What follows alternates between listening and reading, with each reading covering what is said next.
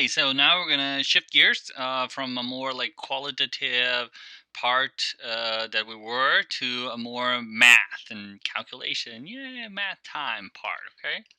Some projects we will need to calculate flow time. So after doing the beautiful maps, understanding the process, you want to calculate flow time, which is the time it takes from the beginning until the end, how long it takes to go over all the process steps, right? So and how now we're gonna see how to calculate what is flow time, how to calculate, and then we're gonna get into process capacity, which is also very often you need to calculate, right? So not only for improvement projects, but depending where you're gonna work. So in that example that I explained you guys about the cleaning equipment project, we had to calculate that, right? We had to calculate capacity to find out how many people they need and all that. So let's start with flow time computation. Okay, so many times the lean or other time-based campaigns are based on understanding the flow time and make sure the flow time is as less as possible, right? And then think about it as a customer, right? So when you go to Subway, right, or a Starbucks or Chick-fil-A, you want your flow time to be as quickly as possible, right, as a customer, right? So you don't want to be waiting, or you go to a doctor's appointment. You don't want to be waiting. You want to go through the process as quick as possible, right? And that's what is flow time. So it works also when you're a customer, but also when it's the material, right? So what does that mean? A product go through my process more quickly.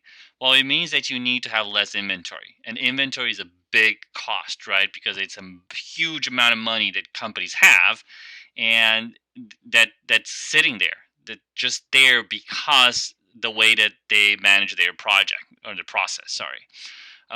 So in order to sell, $1 million a year, a month, sorry, you need to have $10 million of inventory, and that money is sitting down. So if you can sell the same $1 million a month with only $2 million of inventory, well, you're gonna make a lot more money, right? So there's a lot of efforts to reduce the flow time, the time it takes from the material to get in until it gets out, or the product to get in or out, or the person to get in and out, right? And that's what this slide is all about. Less inventory means less labor, less space as well, and also in sorry, I can compete in terms of time, right? Being quicker to do things, turn around, or introduce new products, and on and on. So what is total flow time? So imagine that, oops, total flow time is the time beginning at the end, right? So if you go to Starbucks coffees, when you arrive, you wait in the line, then you order, and then they make your coffee, you get your coffee, that's the total flow time, right? So during this time that you stay there, let's say that 20 minutes, you stay there I know we're not going that often, but it's been a long time since I don't go to a Starbucks actually.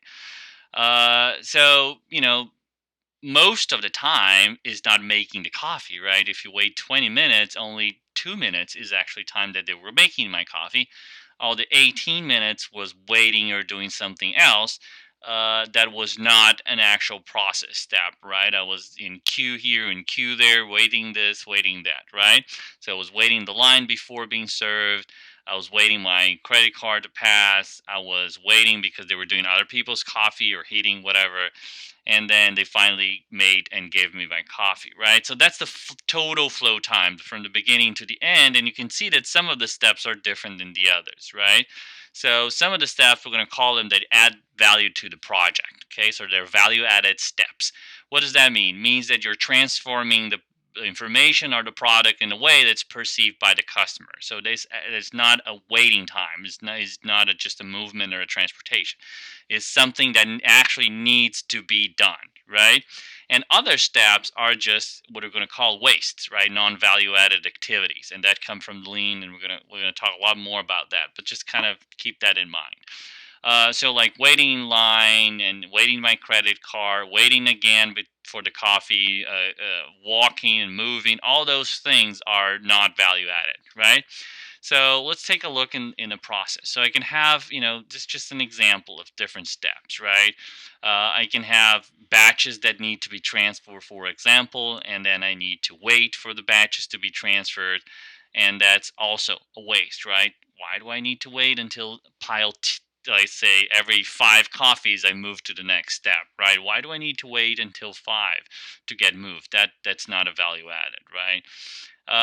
So this is the process, and even with a process, what we're going to call core process. We have value added, which is the VA, and non-value added interruptions and reworks that can occur. And also have other delays and inspections and other step that don't add value to the project, right? So that's just to explain that from the total flow time, which is from the beginning to the end, I have some steps that actually transform, and we're gonna call the time of those steps of core processing time or core flow time. Okay, and the total is going to be with the core and the other delays and waits in the process. Okay, so that's very important to understand this concept of the flow time. And here we have kind of explanations of what steps have to be, like handouts and transfer batches can occur, transportation delays that can occur, and kind of some examples that you can take a look at, right? So in the example that I was talking to you guys about in a previous video, that's important watching every video that I make. It's there was a lot of batching because basically the person went from each floor collecting all the dirty ones.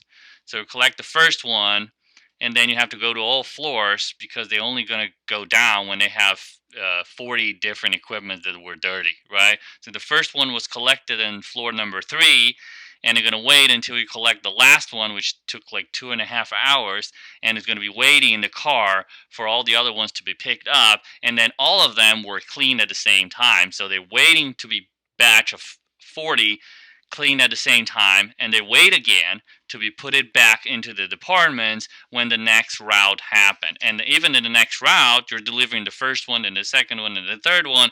It took until the 39th one to get that done. So a lot of waiting, a lot of batching in most of the things that we do in manufacturing services or any kind of a process that you're going to work on.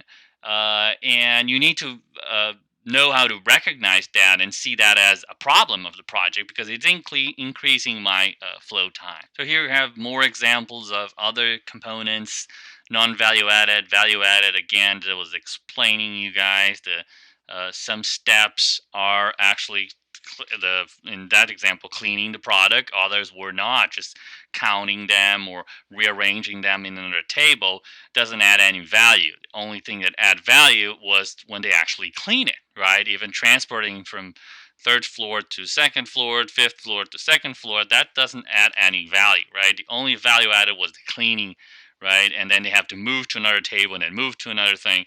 All that was not value added activity.